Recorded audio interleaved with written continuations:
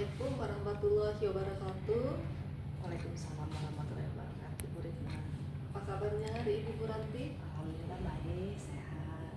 Ya, saya ingin Bu Ranti memperkenalkan diri dulu ya Bu Ranti. Oh iya, baik.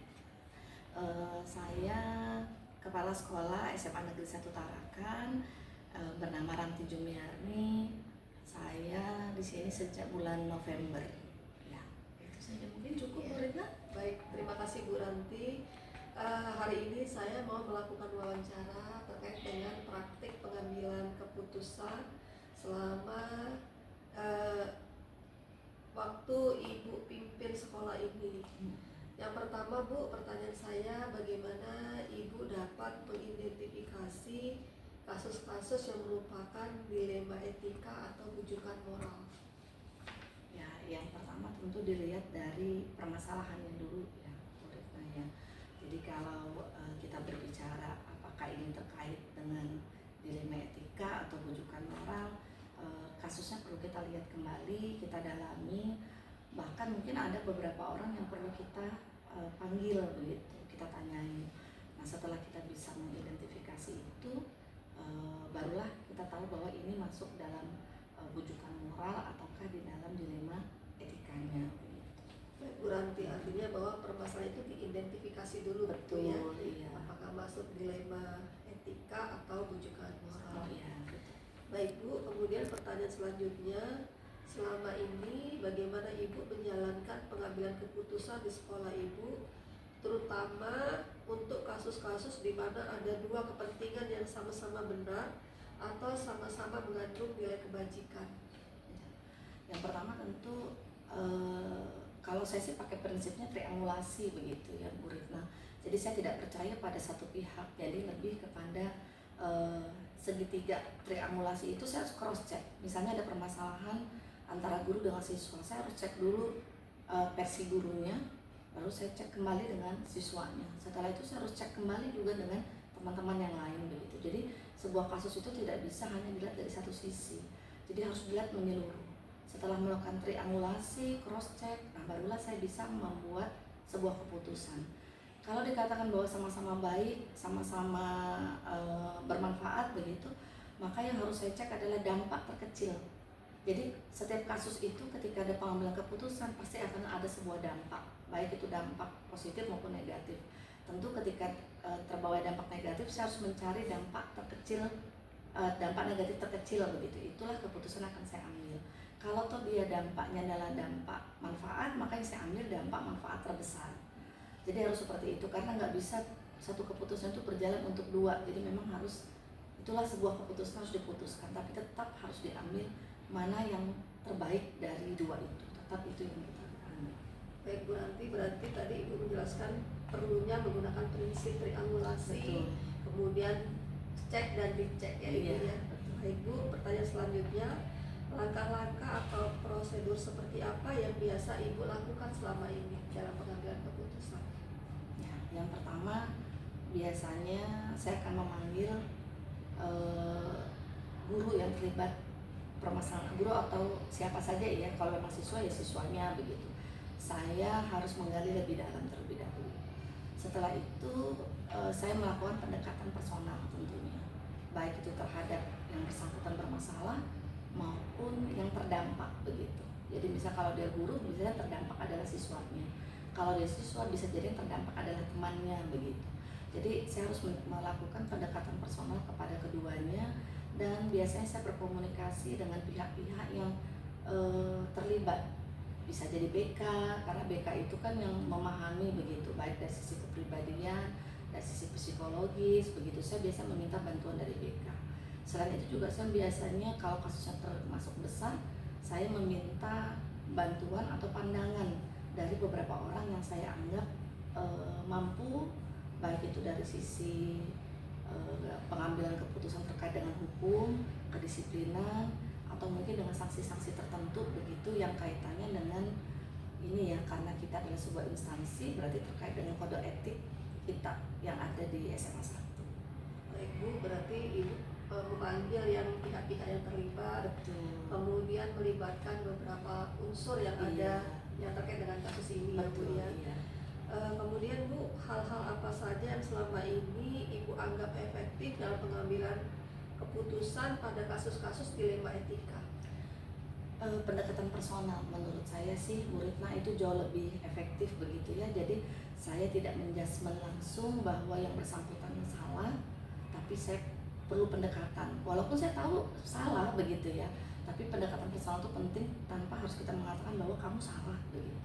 Jadi saya bawa dulu mungkin untuk mengenal dirinya gitu, apa yang sudah dilakukan, terus menurut dia seperti apa, ini sudah benar atau tidak, bertentangan dengan kode etik atau tidak, apa manfaatnya bagi dirinya maupun bagi orang lain yang ada di sekitarnya yang terdampak begitu.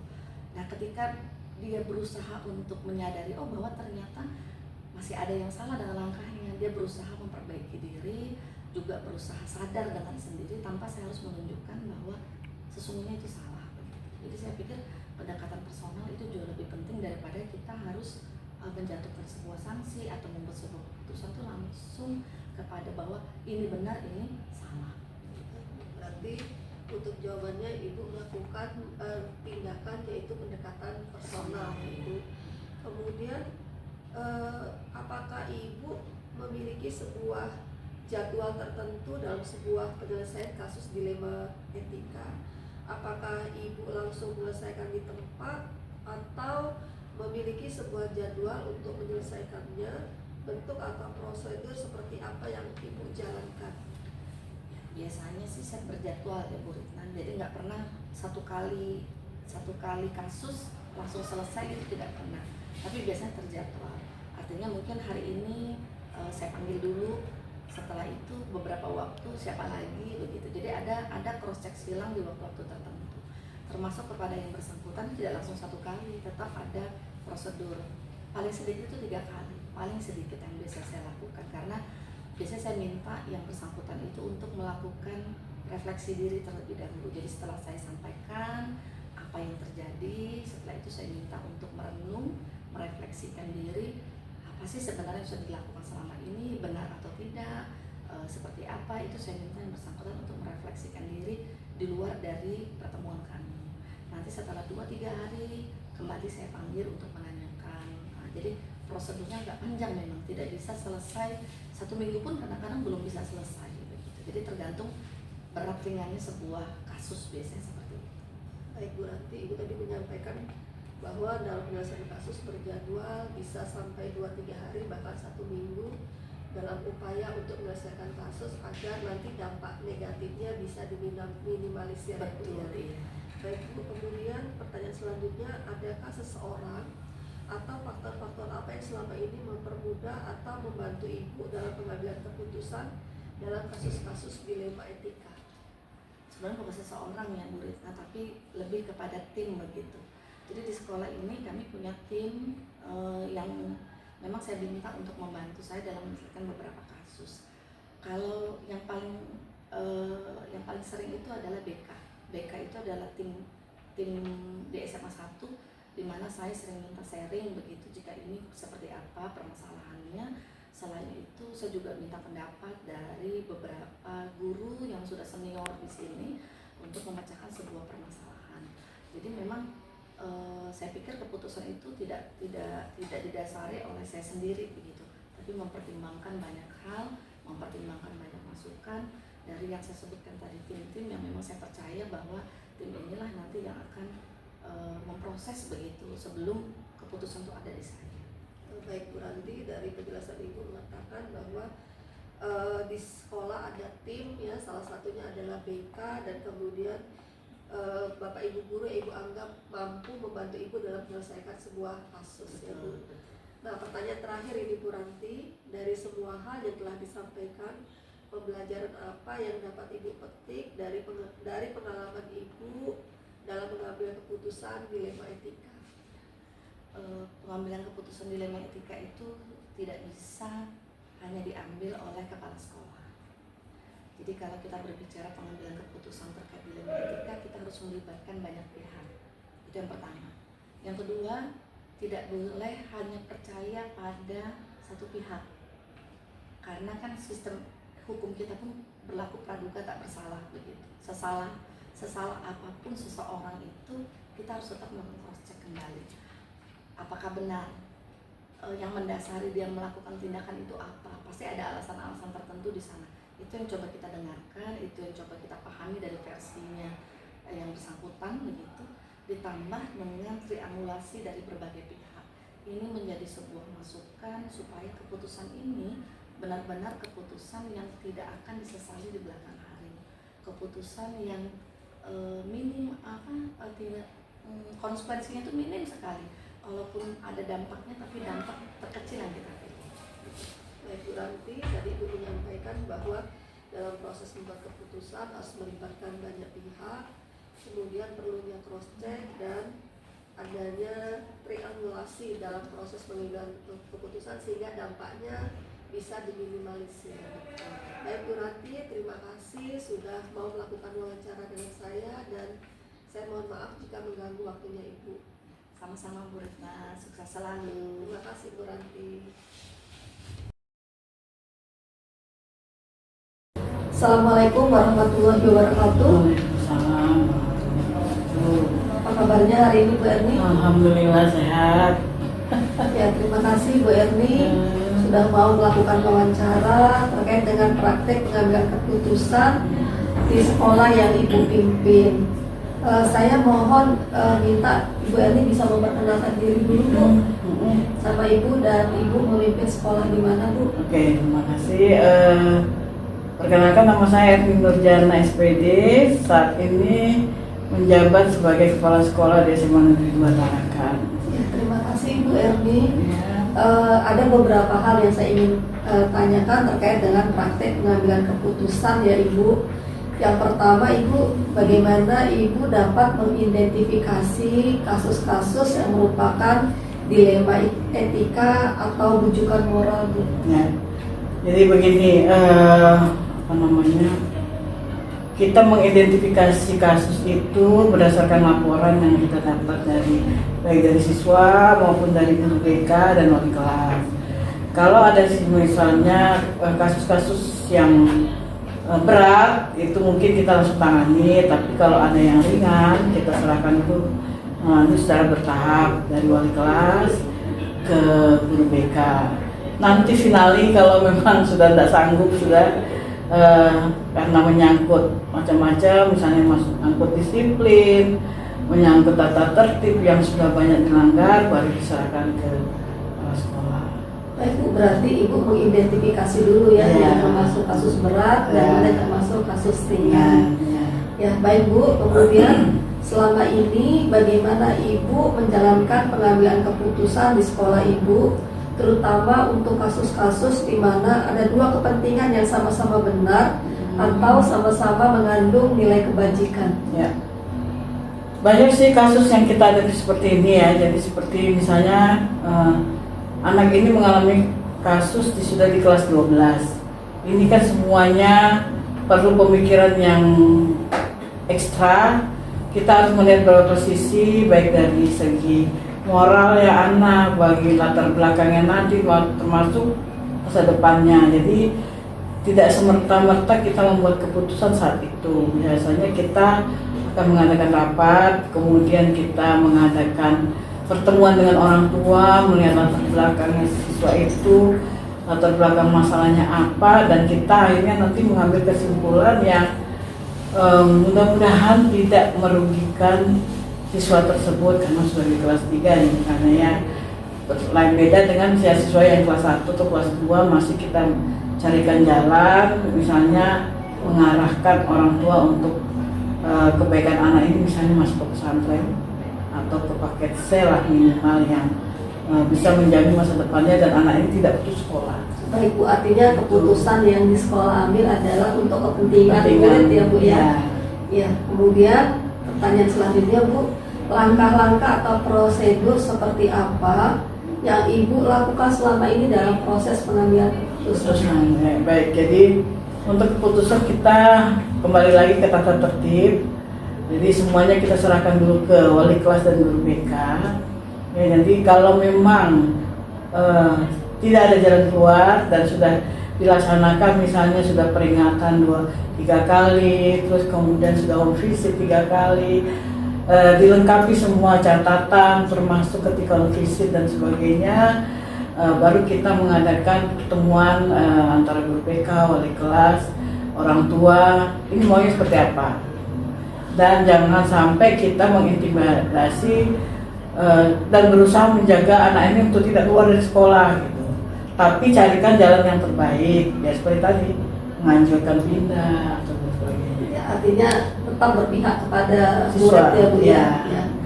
Kemudian Bu, hal-hal apa saja yang selama ini merupakan tantangan dalam pengambilan keputusan pada kasus-kasus dilema etika ini? Ya. Jadi kalau dilema etika ini ya apa namanya? Memang kejahatannya itu tidak yang kejahatan, kesalahan siswa itu tidak yang misalnya kayak berkelahi dan sebagainya ya. Tapi bisa dari karena dia bolos atau tidak mengerjakan tugas. Nah, ini memang sesuatu yang sering terjadi, terutama di saat seperti sekarang ini kan anak-anak kadang salah menyalahartikan kurikulum merdeka, jadi berbuat seenaknya gitu. Nah, ini bagian dari tugas kita sebagai kepala sekolah, memberikan pengertian kepada guru-guru. Kita cari dulu sebabnya kenapa anak ini seperti ini gitu. Jadi tidak serta kembali lagi bukan kesalahan siswa mutlak. Kita harus introspeksi guru-guru, apakah dari cara mengajarnya atau mengelola kelasnya. Maka itu sering saya mengajak guru-guru introspeksi, melakukan pelatihan, melakukan edukasi, panggil narasumber dari luar, mau psikolog dan sebagainya, sehingga antara guru dan siswa ini nantinya bisa sinkron gitu. Apa yang dimaui anak, guru pun juga bisa menangkap, dan tidak semerta-merta kita juga harus menuntut semua anak semua gitu. Kita tetap berada disiplin ilmu, berada disiplin sekolah, harus tetap di jalurnya. Jadi tidak ada yang dirugikan dan mudah-mudahan semuanya menguntungkan. Ya, tadi saya bisa ambil kesimpulan bahwa tantangannya itu terkait dengan pemahaman terhadap kurikulum merdeka, salah satunya ya Ibu ya. Baik, kemudian apakah Ibu memiliki sebuah jadwal tertentu dalam sebuah penyelesaian kasus dilema etika? Apakah Ibu langsung menyelesaikan di tempat atau memiliki sebuah jadwal untuk menyelesaikannya? Bentuk atau prosedurnya seperti apa yang Ibu jalankan? Baik, ya. Jadi kalau untuk jadwal khusus tidak ada. Saya hanya melihat dulu kalau memang perlu dibina, perlu saya yang tangani, kita tangani, tapi kita buatkan jadwal khusus.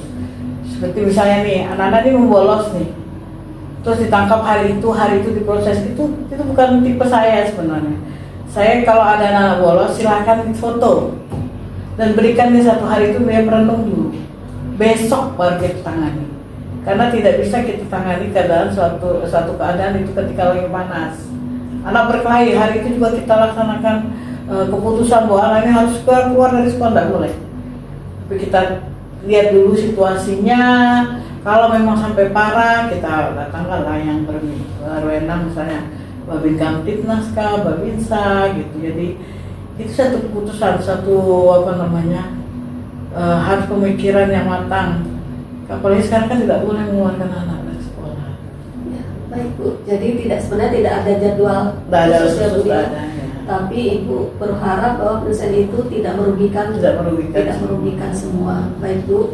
Kemudian adakah seseorang atau faktor-faktor apa yang selama ini mempermudah atau membantu Ibu dalam pengambilan keputusan dalam kasus-kasus dilema etika? Ya. Biasanya kalau saya punya kasus yang agak berat, yang memang harus diketahui, saya harus melaporkan atau ya istilahnya curhatlah dengan ke pengawas. Kalau sudah ke pengawas nggak ada reaksi, saya langsung ke kepala cabang dinas atau ke kabit. Gitu. Jadi semua ini perlu tahu dan saya minta masukannya seperti apa. Kalau memang kasusnya berat dan harus misalnya tindak pidana, itu kan semua harus tahu ya. Nah, jangan sampai mereka tahu dari lain. Apalagi kalau berita-berita dari TikTok, dari koran, itu harus konfirmasinya ke sekolah semua. Jadi itu yang jadi pegangan saya, bahwa apa yang terjadi di sekolah harus diketahui oleh atasan. Baik Bu, artinya bahwa setiap hal yang terkait dengan sekolah, Ibu membicarakannya dengan atasan ya Bu ya.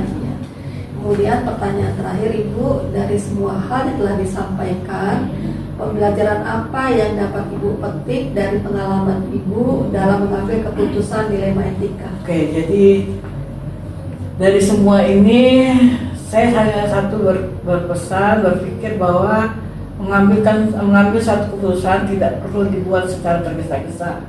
Perlu pertimbangan, perlu waktu, dan perlu pendapat dari orang lain, meskipun akhirnya keputusan itu kita sendiri yang buat.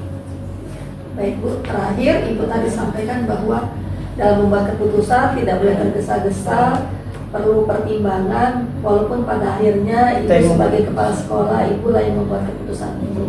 Baik Bu, terima kasih atas wawancaranya, sudah berkenan terkait dengan pengalaman Ibu sebagai kepala sekolah. Terima kasih Bu Erni. Sama-sama.